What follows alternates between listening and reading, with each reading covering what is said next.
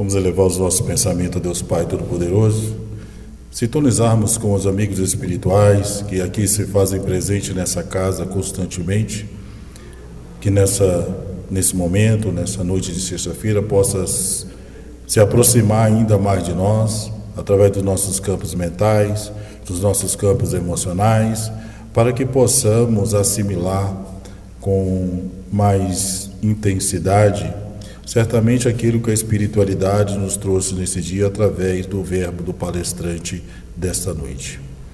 Pedindo aos amigos espirituais que essas energias aqui sejam constantes para nos reconfortar e mudar os nossos sentimentos de ódio, de raiva ou qualquer sentimento menos positivos, transformar em sentimentos positivos para que possamos sair daqui melhores do que quando chegamos. Na certeza que Deus Pai Todo-Poderoso está sempre a nos iluminar e que podemos contar em todos os instantes de nossas vidas com amigos espirituais evoluídos no amor e na caridade, pedimos permissão e damos por iniciada a atividade desse momento, dando graças a Deus. Que assim seja. Saudações fraternas a todos os trabalhadores e trabalhadoras desta casa que carregam a bandeira Deus, Cristo e Caridade. Hoje nos é oportuno discutirmos sobre a questão da eutanásia.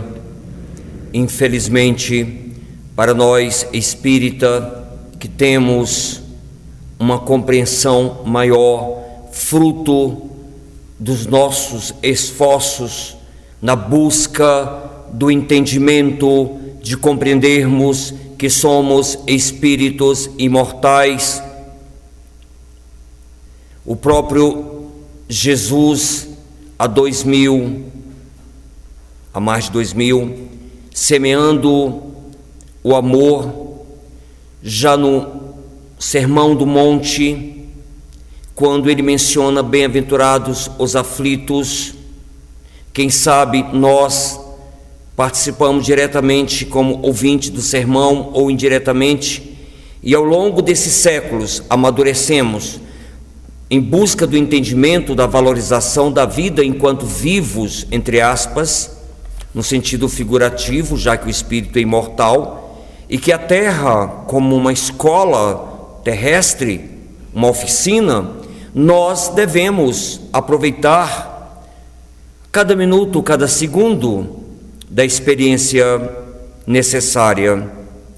Não temos a compreensão ainda, porque ainda somos consciências que ainda temos muitos conteúdos a serem trabalhados, então a nossa visão ela é muito limitada. Não temos ainda a compreensão de um minuto sequer aqui na vida a mais é necessário para a evolução do espírito. Mas quando nos permitimos a questionar, e a doutrina espírita, por meio de seus arcabouços, nos facilita essa fé racionalizada, nós buscamos a compreensão que devemos preservar a vida mesmo com as dores de um enfermo, de uma doença terminal, porque amanhã pode ser nós ou algum familiar que passa por esta situação, e nós que já somos conhecedores de um pouquinho dessa verdade, e quando falamos de um pouquinho dessa verdade, é como se olhasse o macrocosmo, onde a Terra nada mais do que uma poeira na galáxia, o quanto somos pequenos e o quanto ainda precisamos abrir a nossa visão, dilatar. Não é à toa que o sublime Peregrino mencionou que quando nós buscamos a verdade que nos transforma, nos libertará da ignorância. E essa verdade ela já começa a nos libertar quando de fato compreendemos o Sermão do Monte. E o estudo da palestra de hoje é o capítulo 5, o item 28, quando se faz a pergunta a Kardec a São Luís, em 1860, em Paris, se é lícito abreviar a vida de um irmão ou uma irmã que se encontra em estado terminal. Nós temos a diversidade. Fiz algumas pesquisas na internet para trazer, além da informação de São Luís, que é pontual, objetiva, direta e corrobora perfeitamente no desdobramento da filosofia cristã, da filosofia do Cristo, que é a preservação da vida, mesmo passando por dores que chega ao ponto de literalmente enlouquecermos quando uma pessoa se encontra no estado terminal. Para ficar mais fácil o estudo, a pergunta mais elaborada: um homem está agonizante, presa de cruéis sofrimentos. Sabe-se que seu estado é desesperador. Será lícito poupar-lhe algum instante de angústia, apressando-lhe o fim, ou seja, a morte física? Nós temos dois grupos que podem dar resposta: os materialistas, que só conseguem ver a vida, o aqui e o agora. Morreu, a única utilidade do nosso corpo é virar um adubo orgânico, ou na simbologia, veio da terra e voltou para a terra e acabou.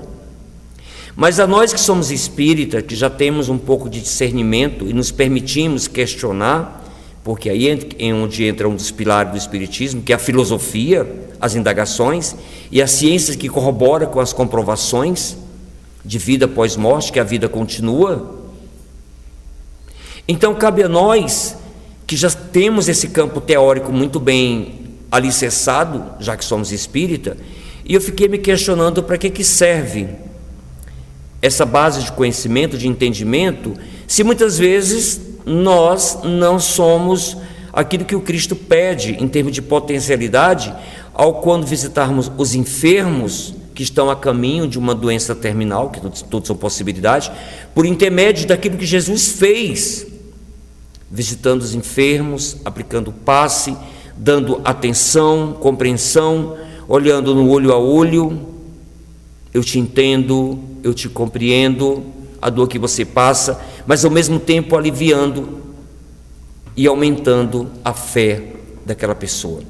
Já paramos para pensar sobre essas possibilidades que nós temos enquanto espíritos, com o conhecimento que nós temos? É claro que São Luís, aqui em 1860, quando responde para Kardec, ele diz: quem vos daria o direito de prejulgar o desígnio de Deus? Ou seja, o que nós sabemos? Nós mal sabemos de nós. Nós mal sabemos e mal temos condições, ou preguiça, ou ociosidade de nos autoconhecer. Porque quando buscamos esse autoconhecimento, o que eu sou, o que eu estou fazendo aqui, qual é o verdadeiro sentido da vida, mesmo com dores que pode perder a nossa razão, o nosso querido artista da arte barroca, Aleijadinho, católico, fervoroso, no ápice da hanseníase, em Minas Gerais, na sua cama, em cima da sua cabeça, o crucifixo de Jesus.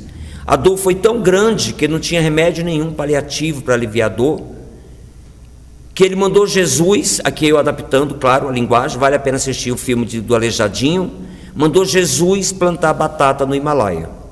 Mas ele já se encontrava em estado de deteriorização mental. E qualquer um de nós podemos passar por esse processo.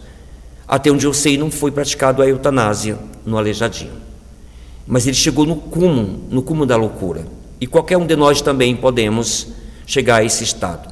Por isso que essa fé racionalizada, essa fé consubstanciada numa busca de um entendimento maior, facilita. Porque esse bendito ar do autoconhecimento, quando nós buscamos a cada dia entendê-lo e colocar em prática, é forma íntima. Porque o que é o amanhã? O que nós sabemos? Até mesmo o que foi acordado com os nossos mentores antes de reencarnar, como é que seria pelo menos um apontamento da nossa experiência aqui na Terra? Talvez uma programação de uma doença terminal, mas de acordo com o nosso mérito, por meio das práticas do bem, a prática em relação ao próximo, no Espiritismo chamamos de caridade, trabalhos fraternos. Mas como que eu posso ajudar o próximo se eu não sei nem quem eu sou e das minhas potencialidades? E quando eu começo a me envolver nos trabalhos caritativos, e aqui se fala de uma forma sistêmica, não só os trabalhos de cesta básica, que alivia a fome, mas os trabalhos de atendimento fraterno, a terapia da escuta.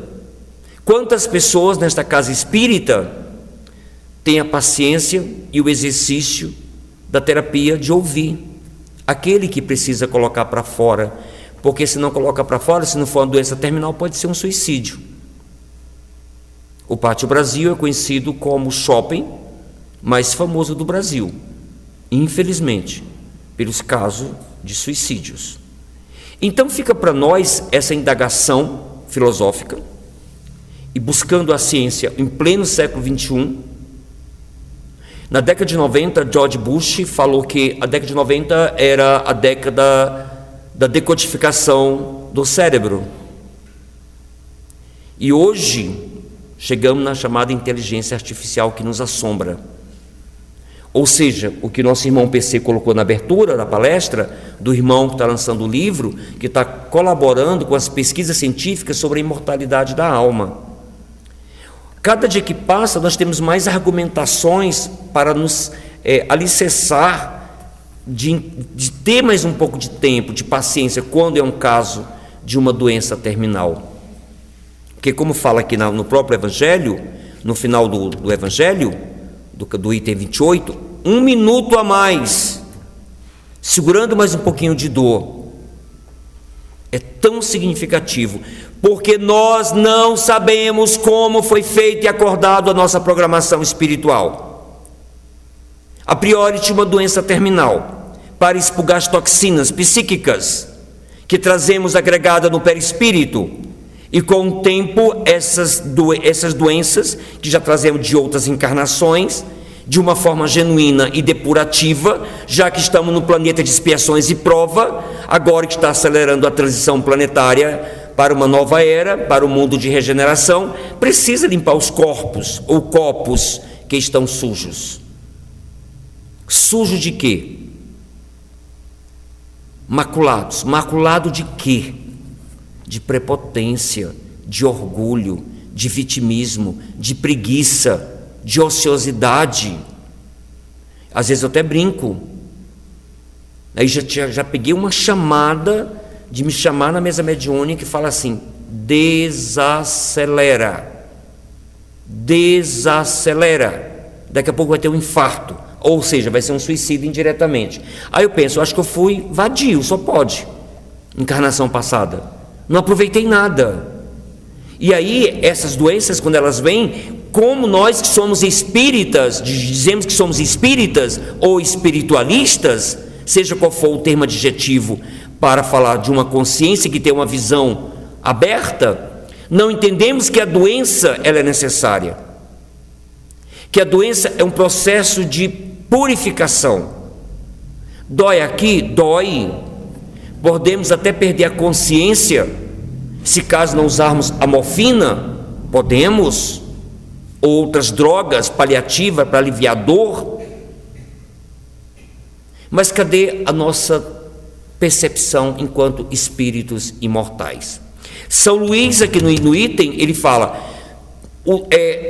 use todas as forças possíveis para amenizar o sofrimento seu ou de um parente, mas não pratique a eutanásia. Porque nós, até por questões que não podemos lembrar, porque não temos estrutura para lembrarmos as vidas passadas, salvo exceções, salvo alguns lapsos de memória. E esse esquecimento, ele é necessário para esse momento instante, passageiro, o que é uma reencarnação na Terra, carregando fardos pesados, o nada perante o eterno. O nada significativo, abençoadas lágrimas, lágrimas elaboradas, abençoado choro. É necessário que o espírito chegue a um total dependência de alguém que cuide, que troque a fralda geriátrica, que não sei mais o que carregue na cadeira, que seja mais o que, porque esse espírito trabalhando enquanto possibilidade, porque chegamos a esse ponto, tem um porquê. Aonde está a nossa inteligência de compreendermos esses meandros, de buscarmos esses entendimentos? Quanto ao materialista, morreu, acabou. A única utilidade do corpo é um adubo orgânico. E para nós que já despertamos a nossa consciência, que compreendemos a imortalidade do espírito, o nosso amigo, até colocamos a música aqui na abertura, em termos de harmonização, Eurípides Bassanufo, desencarnou com 38 anos, trabalhando, socorrendo os irmãos da gripe espanhola em Sacramento, até que ele desmaiou, porque ele também tinha adquirido a gripe espanhola. E ele foi retirado do corpo bem antes da programação espiritual, a pedido do próprio governador da terra, porque era um espírito tão útil,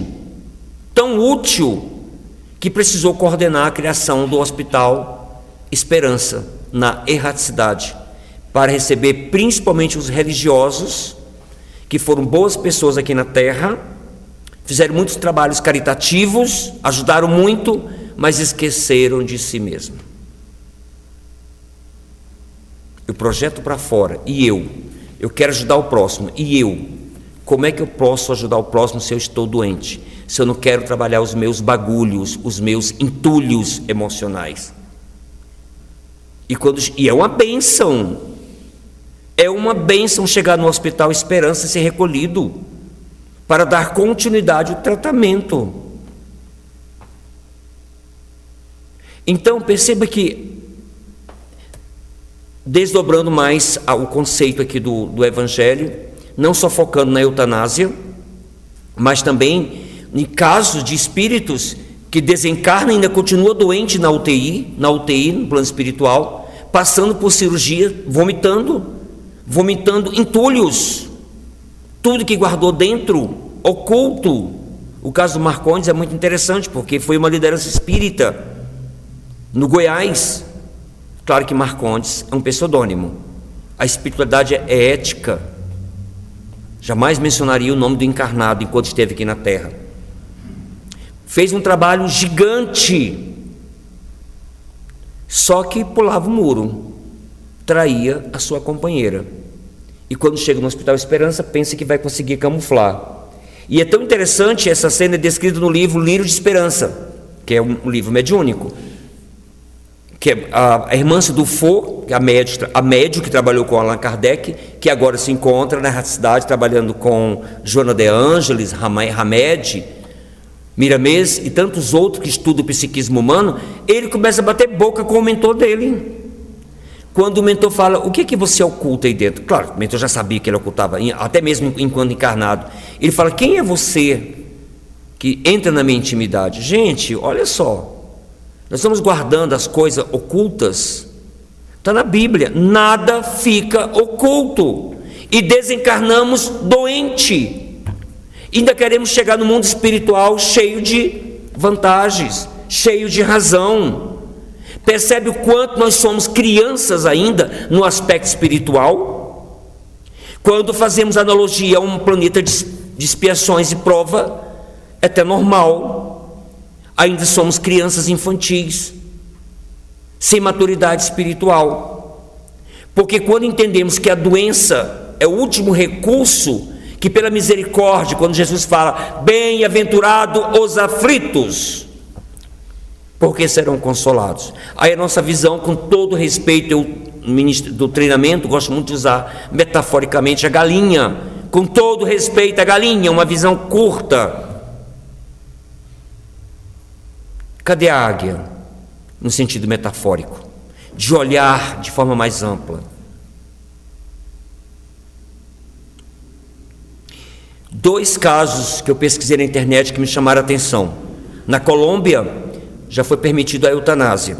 O primeiro caso é Vito Escobar Prado, 60 anos, doença terminal. 2 anos ele ficou na justiça pedindo autorização para praticar a eutanásia.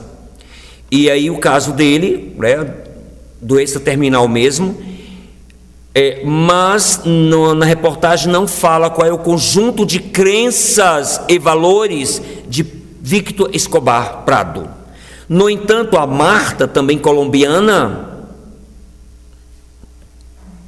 ela pediu permissão, não era terminal o caso dela, era meramente uma doença degenerativa que trazia muitas dores, e ela conseguiu. E interessante que no vídeo, pode pesquisar Marta no Google, 5 dias antes da eutanásia, ela escolheu o domingo, porque ela é católica fervorosa, e ela está comemorando com os amigos, tomando a cervejinha no bar, feliz da vida, porque conseguiu a permissão na justiça para a prática da eutanásia. E aqui não é nenhum tipo de julgamento, nós estamos apresentando estudo de casos. E o que fica para nós em termos de questionamento? Qual é o conjunto de crença da Marta, do Vítor? A Marta se declara como católica, e na concepção dela, Deus não quer ver ninguém sofrendo. Ele quer ver as pessoas felizes. Aí para nós fica esse questionamento, nós temos outra visão. Temos outra escola, temos outra compreensão, compreendemos o Sermão do Monte de outra forma. É a mesma coisa que eu falo para as pessoas. Só fazer uma analogia para ficar mais fácil o entendimento. Tem um pensamento muito forte de Loester, que escreve o livro Mantras de Vida, que tem um prefácio do Miramês, claro, em português, e o pensamento é: respeito todas as criaturas, credos e partidos políticos, mas tenho minha linha de conduta com a conduta do Cristo. Aí perguntamos para nós, qual é o Cristo que você conhece? Que depende, isso é relativo. É o Cristo da espada? É o Cristo da divisão? Ou é o Cristo que transcende? Ou é o Cristo reducionista de algumas agremiações religiosas? Ou é o Cristo que liberta? Porque quando a gente busca esse entendimento do Cristo que nos liberta, é o Consolador. O que é a doutrina espírita? A doutrina espírita é uma personificação do Consolador. É a doutrina que nos traz os conhecimentos para aqueles que estão aí abertos a esse entendimento. Se a nossa irmã na Colômbia, ela entende de outra forma, então para ela é coisa mais tranquila, comemorando a eutanásia 5 dias antes, escolheu o domingo, porque como ela é muito católica fervorosa, é o dia que ela vai deixar a terra. Isso serve para nós, sabe qual sentido? Para não julgarmos. Eu estava aqui na mesa, fazendo a minha oração, agradecendo os mentores da casa, aos trabalhadores encarnados e desencarnados, que aqui fazem o Sezon acontecer, e me veio-se um insight. Né? Eu sou suspeito, né? Eu tenho uma veneração e eu preciso de referência para o meu desenvolvimento. Eurípides Bassanufo, para mim, o apóstolo da caridade, é um dos parâmetros que eu tenho. Então, sempre que eu vou fazer minhas palestras, eu mentalizo na colônia do Hospital Esperança, que é um catavento, no centro do catavento, que é aquela bola, ou a galáxia, ali é onde tem as esferas que levam para outras instâncias mais altas de evolução. É claro que estou muito longe desse processo ainda, mas é a forma que eu tenho psique para me conectar com a colônia, né, ou o desdobramento de uma colônia, porque até hoje eu não descobri ainda se fica no nosso lar, o hospital, onde é que fica. Mas enfim, fica na erraticidade. E aí, me veio uma coisa que eu não tinha pensado de falar aqui hoje. O que é para concluir este banquete espiritual? O que é que nós podemos fazer com a resposta de São Luís no Evangelho segundo o Espiritismo sobre a eutanásia? Nós, enquanto espíritas, porque nós temos o conhecimento, como é que anda a nossa agenda cristã para visitarmos esses irmãos que se encontram já no processo de perder a vida, perder o sentido da vida, do diálogo fraterno, de conversar com essas pessoas, de alimentar essas pessoas de esperança? Porque dependendo, todos nós somos terapeutas do espírito, basta ter a boa vontade, a força de vontade, que a equipe espiritual vai nos acompanhar e nos auxiliar aquele olhar meigo, aquele olhar de misericórdia, aquele olhar de compaixão, aquele olhar de alegria que cura, não de piedade. E até mesmo na situação que a pessoa não tem mais nem razão, está ali passamente como um vegetal, mas a família está naquela indecisão, se pede a eutanásia para a justiça ou não. E nós, como articuladores, não é o próprio mestre que fala que nós somos o sal do mundo? Mas não temos tempo, porque o shopping prende a nossa atenção, os entretenimentos fúteis prendem a nossa atenção aqui na terra. Então isso aqui é apenas um ponto de reflexão. Eu não tinha pensado falar nisso hoje, e aqui na mesa, questão de minutos, me veio esse quadro, como o que nós podemos fazer, diretamente ou indiretamente. Não necessariamente você tem que ir na casa do doente ou visitar na UTI, mas conversar com alguém que esteja mais ligado a essa pessoa e falar dessa passagem do Evangelho.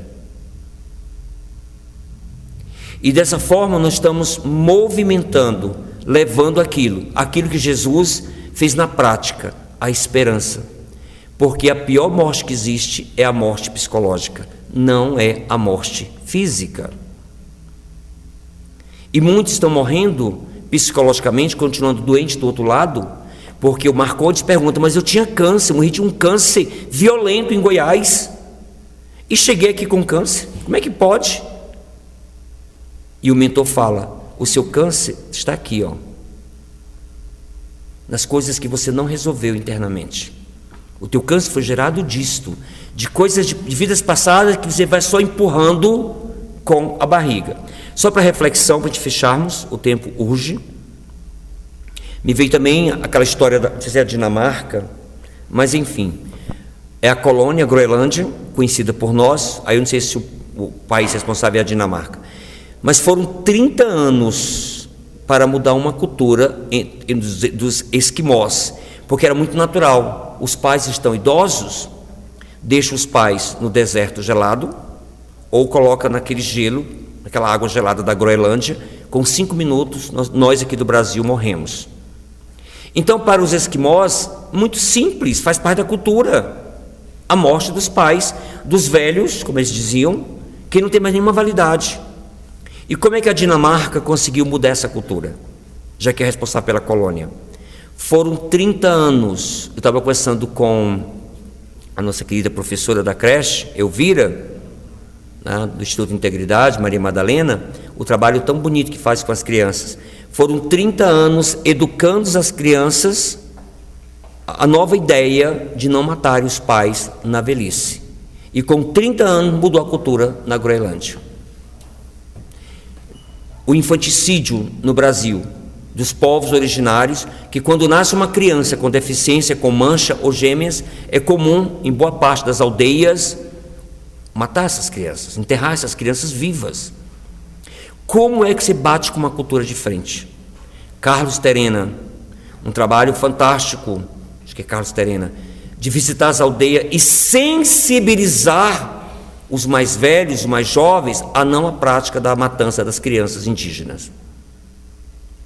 Isso traz para a eutanásia. O que nós podemos fazer? Nós podemos falar: ô papai do céu, como falam as crianças com propriedade, eu não tenho tempo de visitar os enfermos. Ô papai do céu, eu não tenho tempo de conversar com quem tem alguma pessoa nessa situação na família, para convencê-los, levando a esperança a não a prática da eutanásia, porque é o sofrimento que esse espírito vai passar. E aí fica para nós o questionamento: o que é aquela oração verdadeira? Principalmente de manhã, quando acordamos.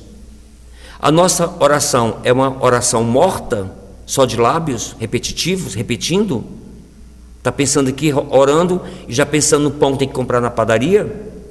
Ou nós entramos realmente num estado profundo de gratidão do novo dia, e ao recebermos do plano espiritual essas energias benfeitoras, direcionamos até pelo passe à distância para irmãos que estão na dúvida se praticam ou não a eutanásia e se aproveitam os últimos minutos.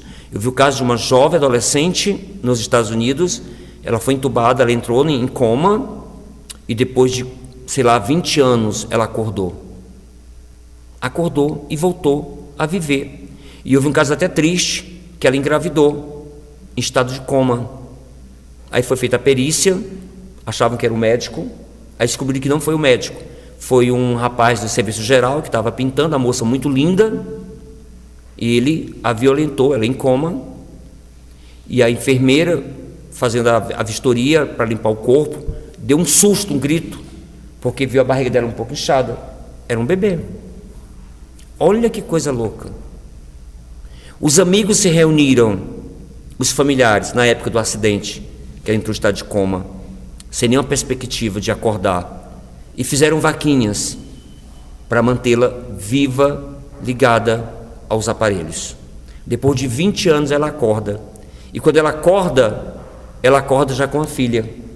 Foi feito o parto, a criança nasceu, cesárea, claro, né? E ela em estado de coma. Acreditava assim, bom, talvez ela não acorde, mas vamos pelo menos salvar uma linda criança. Era uma menina. Eu fiquei de cara no chão quando fiz esse estudo de caso para trazer para nós aqui.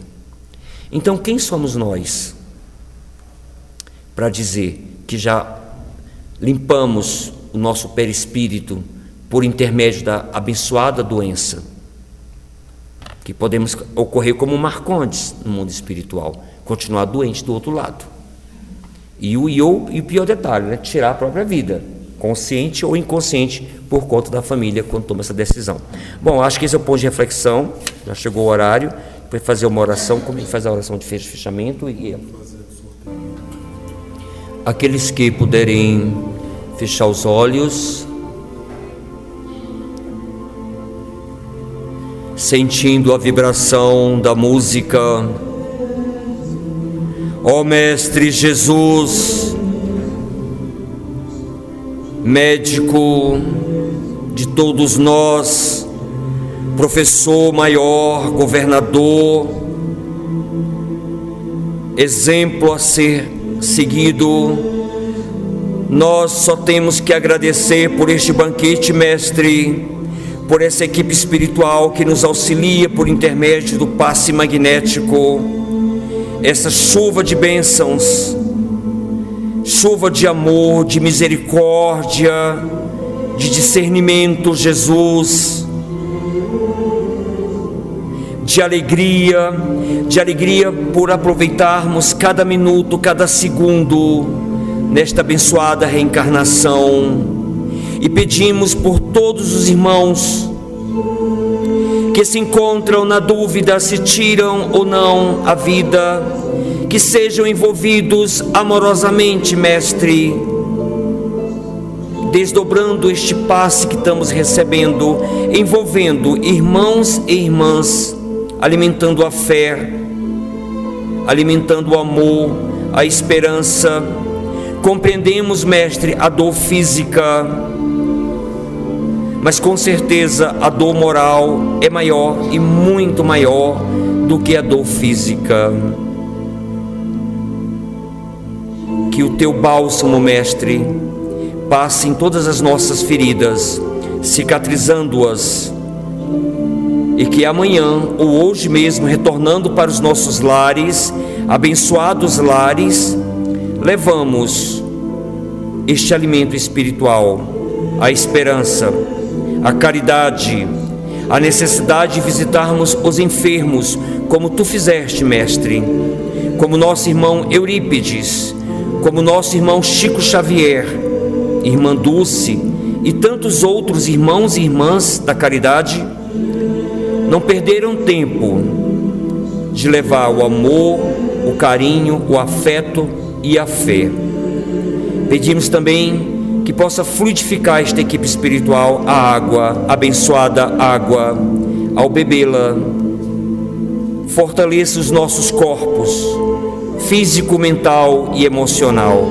E assim, Mestre, encerramos dizendo graças a Deus por mais um banquete espiritual.